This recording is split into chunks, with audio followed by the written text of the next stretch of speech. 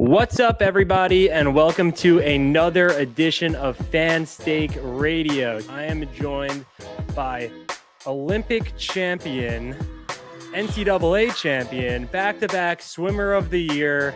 You may know her from NBC or CBS or the NBA or Nickelodeon.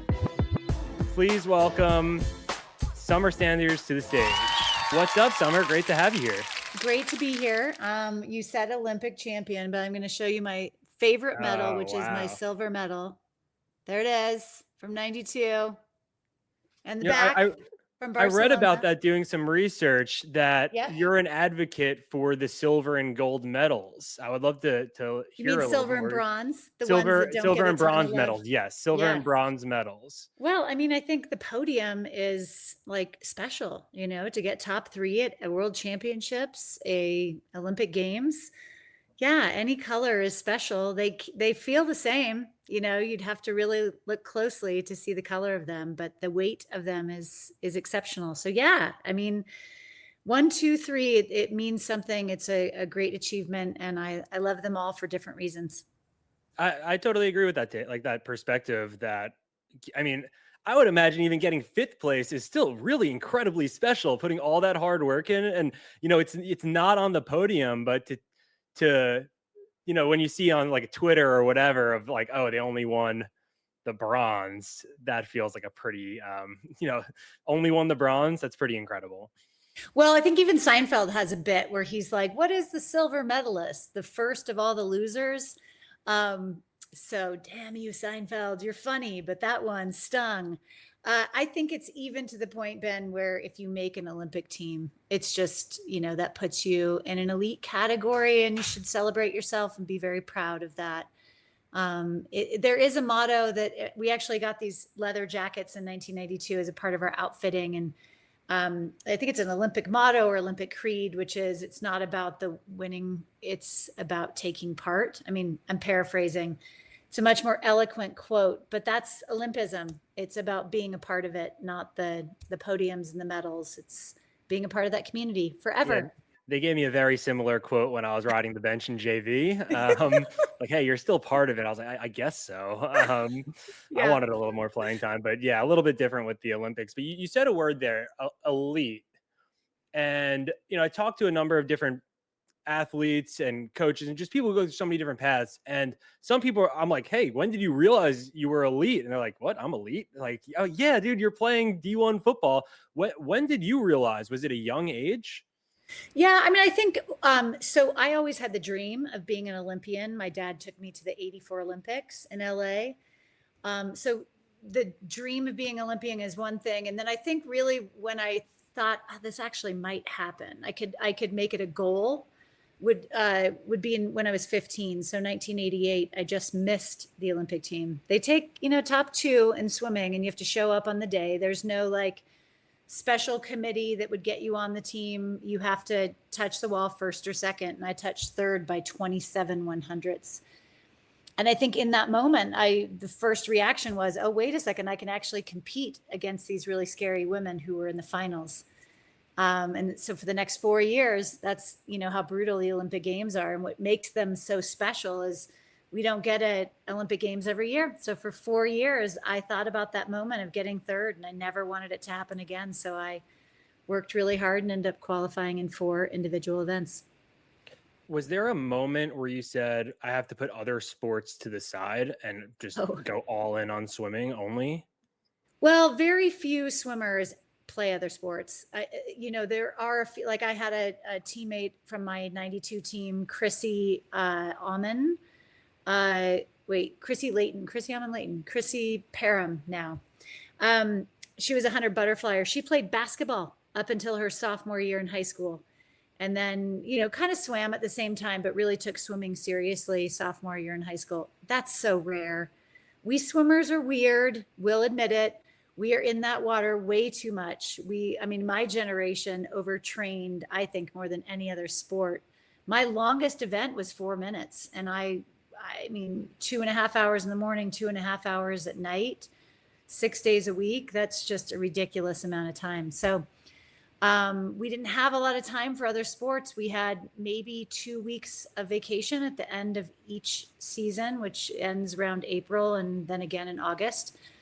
So if you're out of the water, Ben, for 3 days, you feel out of shape. It's the strangest thing. So, and also, my husband's a ski racer, so he can find other sports that kind of mimic his sport in a way. There's no other activity or sport that mimics swimming. Yeah, maybe it's like pitching maybe, but you even see like Mahomes, who I don't know if he was a pitcher, but he played baseball, and you'll see some of that, which is like insane to me. But then you see the players that go from basketball and play pro football, and it's like, how the hell are you guys doing this? Yeah, ball sports are different because you can run and you can lift and all that kind of stuff, but there's nothing like, similar to ski racing where you have to be on the snow and you have to go find an element. It's really hard to mimic in the water. And you'll even find people who are so aerobically in shape outside of the water, and then they get in the water and they feel like they've never worked out a day in their life. It's just an unforgiving activity. There was a debate over a year ago maybe where it was who would win if the NBA played football or if the football guys played basketball. Like, who would win that game? And I think the one, after hearing you, no one's winning swimming except for those swimmers. There's not a class of athletes that you could just throw into the pool. Yeah. So that's why it's hard. We didn't play a lot of other sports. You'll get a few. There's a few in there that, listen, I played tennis, but I would show up for my tennis practices barefoot. I just forgot to bring shoes. So, it's a habit that I got into with my swimming of not wearing shoes in the pool. But I did a few other activities. I wish I had played other sports. I wish that I tried to play soccer. We didn't have any girls' soccer teams. I was born in 1972, so I'm a Title IX baby. I'm at the very beginning of all that opportunity. So it's not as if I had a ton of opportunities for sports, organized sports for girls. It just didn't exist.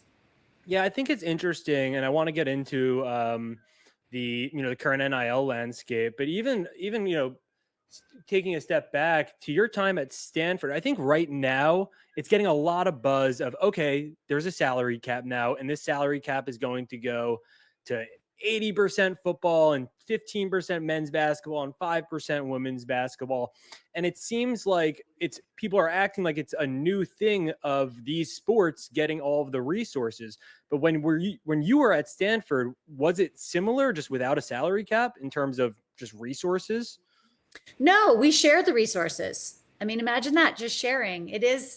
There is a health in having a robust population of different types of sports and people at a university on a campus. I think that's what makes a collegiate campus really shine. So no, we use the same, Stanford's a little bit different. You come in as a freshman, they specifically room you with a random. So it's not just a random person, it's just a random draw. It might be that you room with another athlete, but most times you don't. So athletes did not room together specifically. We ate with, I think football players had a training table, but everybody else just ate with the normal crowd, and swimmers eat a lot. And we used the same athletic facilities. When I was at Stanford, now it's much better, specifically because of a last name, Arriaga, who donated a ton of gorgeous space at Stanford. But in my era, our gym was an indoor-outdoor gym. So it was all dewy and wet when we would go in there. All the weights were like super rusty, that smell of rust on your hands. Mm-hmm. And it was not glamorous at all. And it was perfect, just fine. Now it's much more plush and extravagant. Everyone's looking for the edges, and everyone's looking for their edge, and there are a lot of people that philosophically aren't donating to NIL, but they want to donate to something that will stand for the test of time. And no knock on it, because it's cool to see. I'm a big Virginia sports fan, and Virginia has a big, multi-million-dollar facility, and I see that, and just knowing the history of our program, those guys haven't earned that. They work hard, but give them some weights and just, give them a regular locker room. Even going down, we went down to a conference in Orlando, and it was a lot of people selling to universities there, us included. and just the extravagance of some of these locker rooms. I mean, beyond what I would even expect at a pro league. I think for college, there is something humbling and just like focus on the game that is getting a little bit lost. Yeah, I would agree with you. And I will say UVA, you've got an amazing swim team, swim dive program. You've won 5 national championships. So they earned it. But yeah, I think it's the simplicity and the sort of toughing out is there's a grit to it. And maybe what we've lost a little bit is the grittiness of collegiate sports. I don't know if we need it or not. I do know that I loved it, and I wouldn't change what Stanford had when I was there.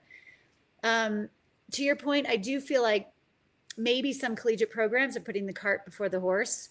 I know when I worked for the NBA, the Dallas Mavericks, had this new owner, and Mark Cuban, and he came in and he treated those professional athletes as if they had won many world championships, right? So NBA championships, because he redid their locker room. He treated them with a value that's like, you're the best of that best.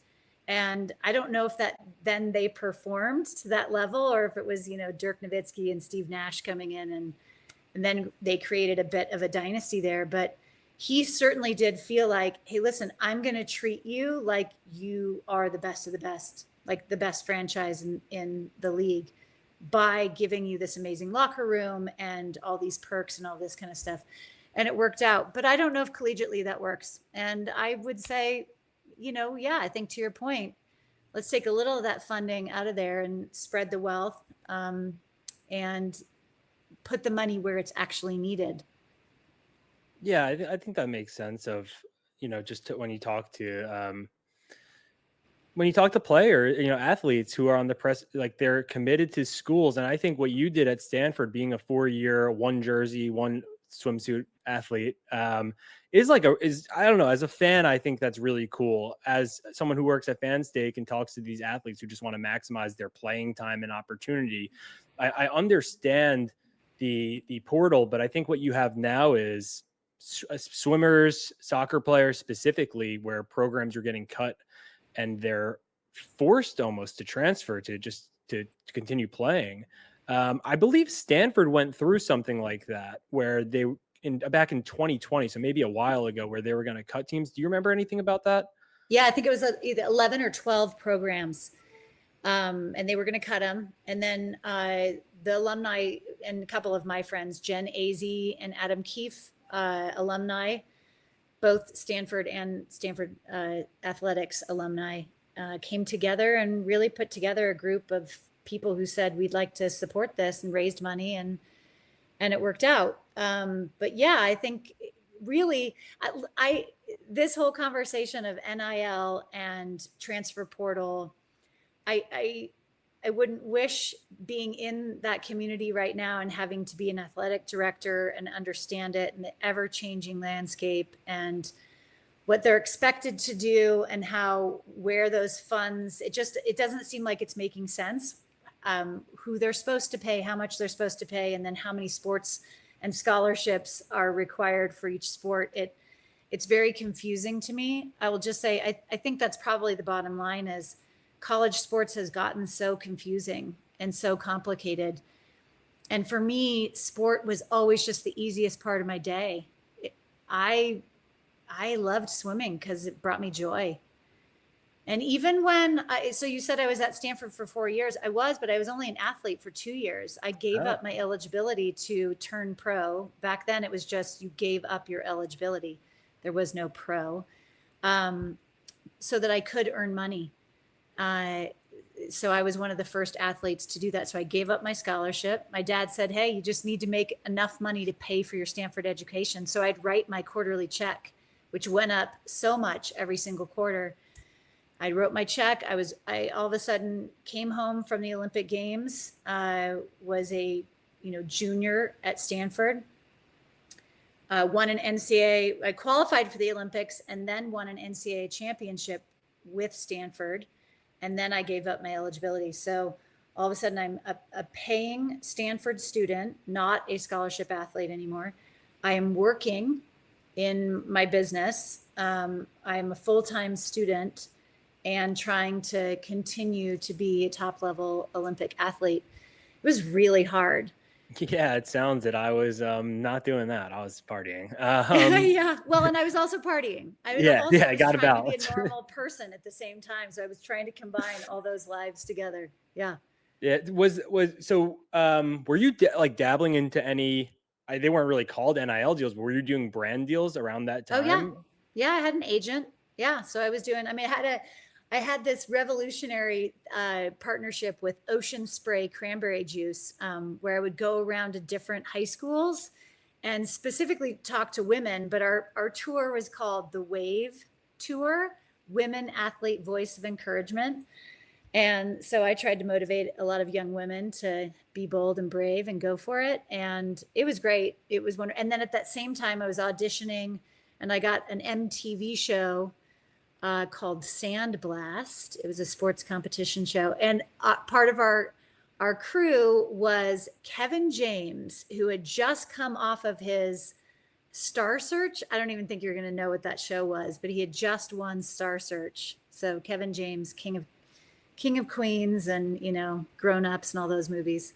Oh, that's awesome. Love Kevin He was James. on the show. Yeah. So I was trying to juggle all of that and be a Stanford student. And well, yeah, I mean, even though you weren't on the team, you had to give up your eligibility. There was only a handful of people at that time because football players aren't doing it because they're not giving up eligibility for an Olympic dream.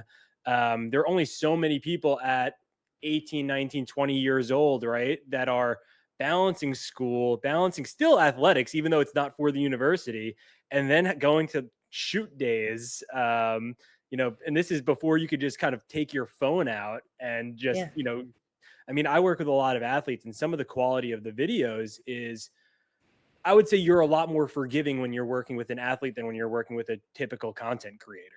Because you're like, all right, it's an athlete. Let me just get the video. We'll edit it.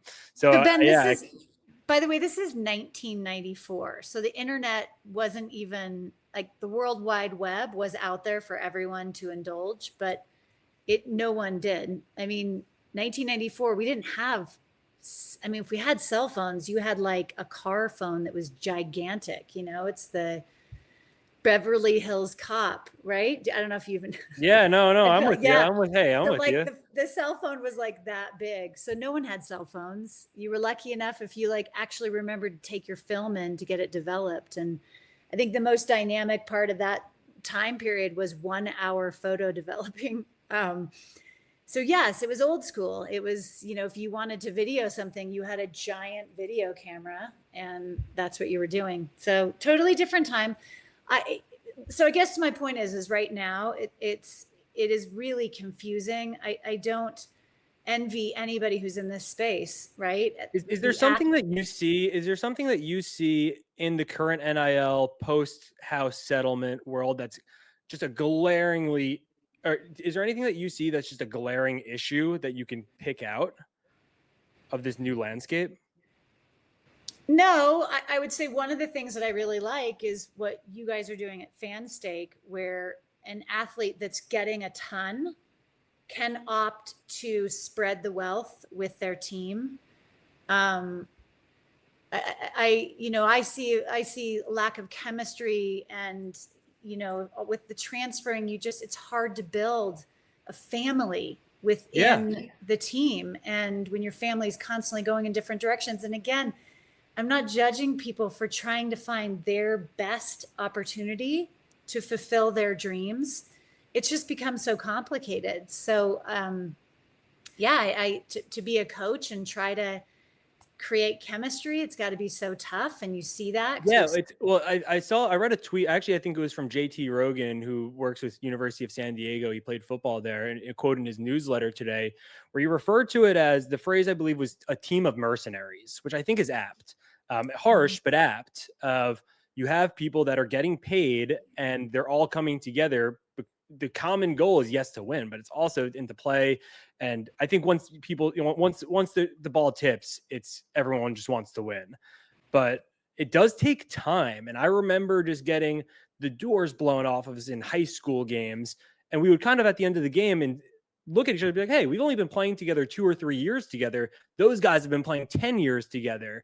And I think, losing that in college I think it's a tough dynamic for fans. And I think it's great for players to get more opportunity. And I think both things can be true. Yeah, like I said, I mean, I'm trying to digest it, and I feel like every day it's changing. Rules are changing, and demands of ADs are changing, and I even think from like state to state, you have like, did I just break a rule over here, and what's the rule over there? There are just way too many moving parts. Again, simplicity for me with my sport was when I was at my best. When it became a business, that became very complicated for me. Complication in like, all of a sudden, I got to be on top of my business. I have to pay taxes. I have to get all my expenses together. You're a real adult. You're adulting in college. But yet you're doing these things that are supposed to be fun, and you're supposed to be able to make mistakes, and you're supposed to be forgiven for mistakes and be able to move on. And then you're supposed to create this dynamic. But if, like, kind of what I was alluding to, when you have one person on a team that's getting everything, jealousy and the different emotions come into play. And how can you possibly be cohesive and shoot for that one goal together? And it becomes more complicated. It's not impossible. It just becomes much more complicated. And so all of these complications and dynamics of complication, I think it sucks a bit of the joy out of it. So you got to just be more conscious of being joyful in your sport. Yeah, I think you hit the nail on the head there. We actually saw it in basketball, and I'm in New York, so I've been paying attention to St. John's. And one of the best players was one of the lower paid players on the team. And he ended up not coming back, trying to go to the draft, not getting drafted. And I could just imagine like making those decisions is just tough. And you have, players like Shedeur Sanders, who could have made a lot more money, at least on his salary, staying in school. And it's just, like you said, it's you're a kid, you're doing kid things that every kid does at 17, 18 years old, right? Yeah. But you're making adult money and have those adult responsibilities. So I think the best thing that I've seen these kids doing is just putting the support system around them. And the amount of parents that I've talked to and initially thought they were agents just because of the depth and breadth of knowledge that they have. I think those are folks that are the folks that have the people to lean on are fortunate. And the ones who don't are finding resources. Athletes.org is a great resource, and they exist and they're hard to find, but we're hoping Fanstake can be one of those resources.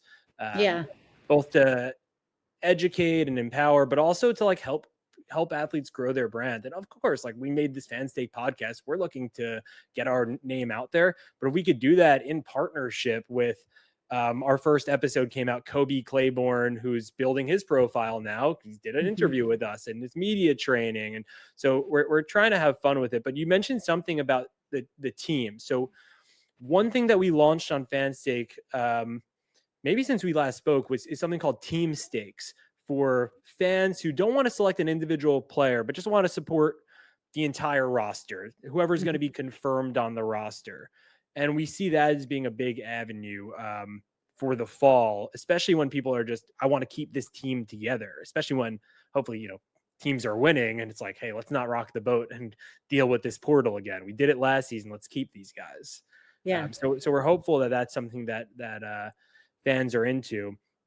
And another feature I want to I want to ask one or two closeout questions around here is we're trying to build around rivalries. And right now the plan is for us to continue with football, men's basketball, women's basketball. And a lot of it we're actually launching a couple sports outside of those, but the problem comes with finding the data online, and it's just tough. It's a lot tougher compared to it's even tough with football.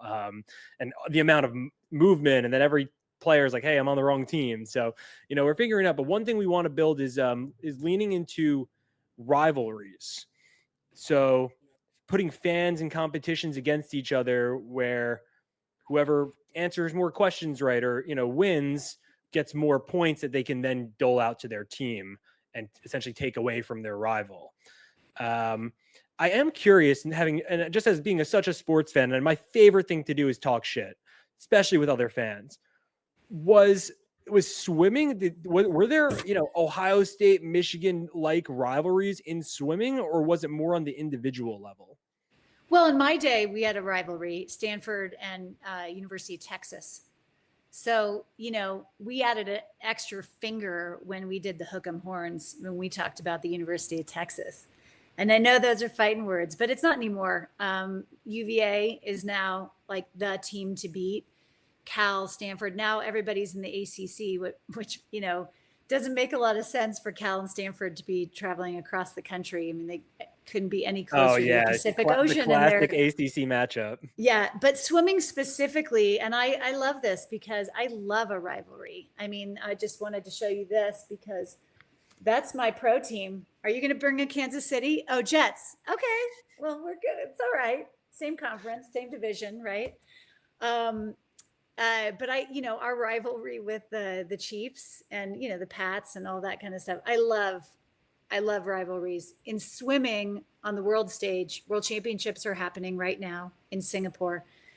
And the US Aussie rivalry is heated, it's spicy, and it's awesome. So I think, swimming needs more publicity, and we need, superstars to be talked about more, and it needs to be in conversation more than every 4 years.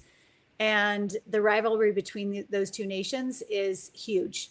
And then they show up at the pool, and it's always, now it's Canada and Aussie and USA. Yeah, I agree. I think you get the viewership once every 4 years. And I think if you had that elite level talent competing to see who is the best I think you'll still have the big Super Bowl feeling for a big Olympics. But I think there is room. And I know, I got an alert today that one of the UVA swimmers won, I think, 15 straight of whatever race she was competing in, which is awesome. And I think it comes down to, honestly, content and how do you make the content fun? How do you kind of make the athletes pseudo celebrities to an extent? You're seeing that with the WNBA, where I think Angel Reese is the biggest deal ever. But if you look just at the stat sheet, she probably wouldn't be the number one player, and she probably is based on awareness. And I think there's probably something that could happen in some of the Olympic sports to just help grow the game. And I think if you're buying stock, it'd be a good time to buy. Yeah, I mean, well, if we're talking about NIL and the existence of NCAA, I mean, we raise our Olympians through the NCAA model. And that is a problem right now for Olympic sports. They are the non-revenue, basically, generally, the non-revenue sports. But yet, we love the fact that we're atop the podium and always leading the medal count at any Olympic Games.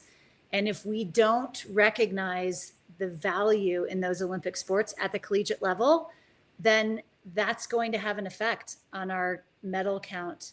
And the next Summer Games is on home soil. It's in LA in 2028. I agree. As a fan, and just love watching the Olympics, you expect, I was born in 96. I just expect to win everything for the US. And I think that's going to hit hard. And I think you saw it kind of with basketball a little bit, where one of the teams didn't, they won the bronze. And for, I guess, basketball, they weren't celebrating the bronze as much to the start of our conversation. And they said, okay, we're going to call in, we're going to really put a lot of emphasis and focus here. And I think it would be a shame if it took a loss for the collegiate, at large, to say, hey, we should actually invest more here, because that sucked. It would suck if it took a loss for that. And I hope that there are certain programs that can stay ahead of the curve, and more than just one or two dominant programs. I think, flattening, having more rivalries and competition, whether it be individuals. I mean, it's almost like if you're a swimmer watching this, because talking with Summer Sanders, if you're a swimmer, you better be watching this. I think it would be a good move to go on Twitter and call out your rival. I do. Oh, yeah. It's so fun. It's so fun. We had a conversation about it leading into Paris 2024. Some people didn't like this rivalry and this conversation between Aussie and USA. And I was like, are you kidding me? This is fantastic. Yeah. This is like a commercial for the way swimming should be. It's a healthy rivalry. It just brings so many eyes, but a spiciness and a fun factor to a sport that isn't necessarily known as really fun in our first conversation about how much we train. So yeah, let's bring a life to it through a rivalry. And so I was all for it. There were many people that didn't like the rivalry. It just didn't sit well with them. But there's always been an awesome, respected rivalry. It just was coming back into light. I mean, I was doing an interview with Time Magazine on the rivalry between USA and Australia in swimming, as if is this a good thing or is this not? I'm like, it's a phenomenal thing. It's the best thing ever. I mean, look it. at the WNBA. It's you have Angel Reese, Caitlin Clark that translated from college, and then now you have all the WNBA players hate Caitlin Clark, and it just keeps the conversation going. I mean, the sports podcast that I listen to never mentioned the WNBA, and now they're talking about it almost weekly, which is awesome. And I think I remember seeing a growth job available for the WNBA years ago, and I was like, that'd be you're getting on a rocket ship. I think they're branding it the right way. And I think players, especially if you're a swimmer and maybe you're the fifth swimmer at, Nevada, and it's somewhat random, just being obscure with it. It's there is still opportunity, and both for brand deals and, people might not be looking for you, but you pitch yourself. There are so many platforms where you can source these brand deals. And is it a hustle for yourself on top of all the other things that we talk? Yes. But that doesn't mean that there's not the opportunity, and it might be a little bit harder, but I hope over time, I think rivalries are key to any league, any individual, it's any great player. They have, who are they going up against? And I think in swimming, I hope someone sees this and just fires off a shot on Twitter. That would be the best thing ever. Yeah, it's happening right now. World Championships. It's phenomenal. USA. Listen, there's someone who won silver to you twice, and a whole team on the relay, right? And they're thinking about it still, oh yeah. Yeah. I mean, Katie Ledecky is the one who now has 25 of the 26 top times in the 1500 freestyle. We still dominate in certain areas, but yes, a good rivalry, smack talk, all that stuff. I mean, it's not just for fantasy football. It can be for swimming as well. Yeah. Hey, I'm here for it. I'm pressing the like button. Well, Summer, thank you so much for your time. Thanks, Ben. It was great to get your perspective on all this stuff. Really appreciate it. Appreciate it.